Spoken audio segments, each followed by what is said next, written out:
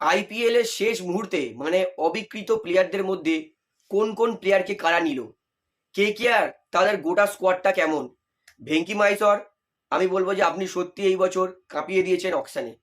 মানে অনেক বছর পর কেকেআর এর দলটা দেখে না স্যাটিসফাইড পাচ্ছি, ভরসা পাচ্ছি যে আইপিএল এই বছর কেকেআর ভালো দল গঠন করবে। তার পাশাপাশি সিএসকে তারাও কিন্তু কাঁপালো প্রচুর।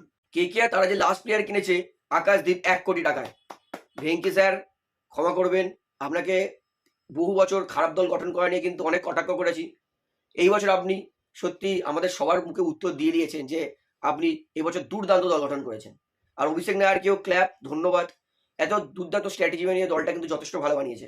কারণ আকাশদীপের মতো এত এক্সপিরিয়েন্স বোলার তাকে 1 কোটি টাকা নেওয়া মানে এটা কিন্তু একটা হিউজ হিউজ হিউজ সাকসেস।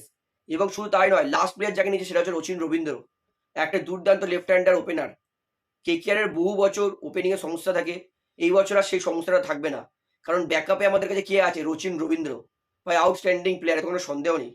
তো কেকেআর কিন্তু লাস্ট এই দুটো প্লেয়ারকে নিয়েছে। কেকেআর টোটাল 26টা প্লেয়ার, গোটা স্কোয়াড তৈরি। তো আইপিএল 2026-এর জন্য কেকেআর এর গোটা স্কোয়াড 26 জন প্লেয়ার নিয়ে আউটস্ট্যান্ডিং হয়েছে।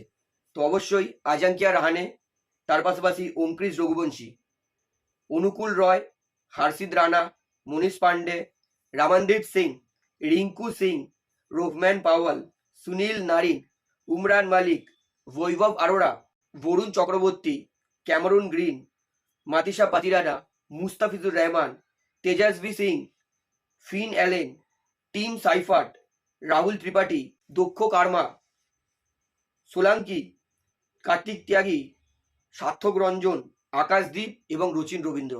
অর্থাৎ এটা কেকেআর এর গোটা সম্পূর্ণ স্কোয়াড আইপিএল 2026-এর জন্য। অনায়াসেই বলতে পারি যে কেকেআর এই বছর আইপিএল এ অবশ্যই ভালো করবে।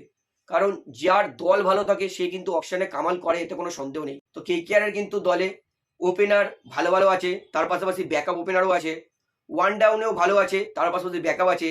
মিডল অর্ডারে কেকেআর এর কাছে কিন্তু 8টা থেকে 9টা প্লেয়ার আছে ভালো ভালো ব্যাকআপ নিয়ে। অর্থাৎ মিডল অর্ডারে এই 5টা না চললে তার পরিবর্তনে আরো 3টে প্লেয়ার নিতে পারে। এবং কেকেআর কাছে কিন্তু অলরাউন্ডারও ভালো আছে, ক্যামেরুন গ্রিন তার ব্যাকআপ আছে, রোহম্যান পাওয়াল, তার পাশাপাশি বরুণ চক্রবর্তী, সুনীল নারিনের পাশে আরো একটা স্পিন বোলার আছে। আপনার পেস বোলারে ভালো ভালো বিদেশির ব্যাকআপ আছে, পাতিরানার পাশাপাশি মুস্তাফিজুর রহমান আছে, হর্ষিত রানা, বরুণ চক্রবর্তী, বৈভব আরোরা, উমরান মালিক। অর্থাৎ বলতে পারি কেকেআর ব্যাকআপ প্লাস প্লেইং 11 নিয়ে 26 জনের যে দলটা গঠন করেছে, স্কোয়াডটা গঠন করেছে আইপিএল 2026-এর জন্য, ইট ওয়াজ ফ্যান্টাস্টিক। টেক আ বাও ভেঙ্কি মাইসরেন, অভিষেক নায়ার এত ভালো দল গঠন করার জন্য। এইবারে আপনাদেরকে বলি কোন কোন প্লেয়ার শেষ মুহূর্তে বিক্রি হয়েছে। জস ইংলিশ, তাকে কিন্তু সঞ্জীব গোয়েঙ্কার দল লখনৌ সুপার জায়েন্ট 8 কোটি 60 লক্ষ টাকা দিয়ে কিনেছে। এর আগের বছর ঋষভ পান্তকে 27 কোটি টাকা দিয়ে কিনলো, আর এই মুহূর্তে জস ইংলিশকে 8 কোটি 60 লক্ষ। জস ইংলিশ মাত্র 4টে ম্যাচ খেলবে, মানে ভাবুন 4টে ম্যাচের জন্য 8 কোটি 60 লক্ষ টাকা দিয়ে কিনেছে এলএসজি সঞ্জীব গোয়েঙ্কা। মানে পয়সার ছড়াছড়ি মনে হয় 9-6 হয়েছে। অবিশ্বাস্যকর, আমার মানে মাথায় এই অপশনটা ঢুকছেই না। 4 ম্যাচের জন্য 8 কোটি 60 লক্ষ। এর পরের সিজনের জন্য কি এই কাজটা করেছে? ভাবুন এর পরের সিজনে বাই চান্স চোট লেগে গেল জস ইংলিশের, তখন কি করবে?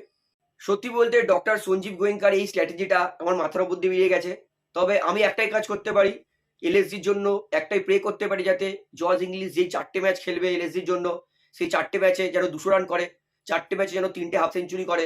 তাহলেই কিন্তু একমাত্র এলএসজি বা সঞ্জীব গোয়েঙ্কা এত টাকা দিয়ে কিনেছে, তাহলে কিন্তু তার লাভটা হবে। তো আমি তো বলবো এখনো অব্দি জস ইংলিশের 8 কোটি 60 লক্ষ টাকার এত অ্যামাউন্ট 4টে ম্যাচের জন্য দেওয়ার মানেটা আমার মাথায় ঢুকছে না। তো এই বিষয়ে আপনার বক্তব্যটাকে আমাকে কমেন্টে জানাবেন। তো সিএসকে এর প্রশংসা করব, সিএসকে আউটস্ট্যান্ডিং কিছু প্লেয়ার কিনেছে শেষ মুহূর্তে। রাহুল চাহার ভালো স্পিন বোলার কিনেছে 5 কোটি 20 লক্ষ টাকা দিয়ে, দারুণ buy. Matt Henry experience pace bowler 2 crore টাকা দিয়ে কিনেছে সিএসকে, দারুণ একটা কাজ করেছে। সরফরাজ খান বর্তমানে আউটস্ট্যান্ডিং ফর্মে আছে। কিছু দিন আগেই সরফরাজ খান 22 বলে 75 রান করেছে সৈয়দ মুস্তাক আলী ট্রফিতে। অর্থাৎ সরফরাজ খানকেও কিন্তু সিএসকে 75 লক্ষ টাকা দিয়ে কিনে আউটস্ট্যান্ডিং কাজ করেছে, এর থেকে বোঝাই যাচ্ছে। তার পাশাপাশি লিয়াম লিভিংস্টোনকে সানরাইজার্স হায়দ্রাবাদ কিনেছে 13 কোটি টাকা দিয়ে, ভাই আনবিলিভেবল। এই বিষয়ে আমার কোনো বক্তব্য নেই। লিয়াম লিভিংস্টোন যদি ভালো করে তাহলে কিন্তু ভালো, নয়তো কিন্তু সানরাইজার্স হায়দ্রাবাদের বিগ লস। তার পাশাপাশি পৃথ্বী শ অবশেষে বিক্রি হয়েছে, প্রথমে বিক্রি হয়নি, তারপরে বিক্রি হয়নি, 3 নম্বর বারে বিক্রি হয়েছে পৃথ্বী শ। দিল্লি ক্যাপিটালসে 75 লক্ষ টাকা দিয়ে গেছে। পৃথিবীকে বেস্ট অফ লাক, আশা করবো নিজের ফর্ম ফিরে পাবে। কাইল জেমিসনকেও দিল্লি ক্যাপিটালস কিনেছে, আই হোপ জেমিসন তিনিও ভালো করবেন দিল্লি ক্যাপিটালসের জন্য। অ্যাডাম মিলনে তাকে এটা মিললে কোন দলে যাত্রী নাম লিখিনি। টম ব্যান্টন তাকে কিন্তু কিনেছে গুজরাট টাইটান্স। তো আশা করবো টম ব্যান্টন গুজরাটের জন্য ভালো খেলবে। তো অন্য বছর যেটা কেকেআর করে শেষ প্লেয়ারদের কিনে কিনে কিনে ব্যাগ ভর্তি করে, এই কাজটা কিন্তু এই বছর গুজরাট টাইটান্স করেছে। তো এই বছর আইপিএল অপশন নিয়ে আমি দারুণ স্যাটিসফাইড, কারণ কেকেআর ভালো দল গঠন করেছে। তো আপনারা কতটা স্যাটিসফাইড এবং এই অপশন সম্পর্কে আপনার ধারণা কি আমাকে কমেন্টে জানাবেন। তো ভিডিওটা শেষ করছি, আশা করি ভালো লাগলে। তো ভিডিওটি ভালো লাগলে অবশ্যই লাইক করুন, কমেন্ট করুন, শেয়ার করুন এবং চ্যানেল ধরে সবাইকে অ্যাক্টিভ করে রাখবেন, যেহেতু এখানে আপনার খেলার সমস্ত রকম আপডেটস পেয়ে যাবেন। তারা অবশ্যই পাবলিক ভিউ কলকাতা চ্যানেলটিকে সাবস্ক্রাইব করে বেল আইকন প্রেস করে অল করে রাখবেন। ধন্যবাদ।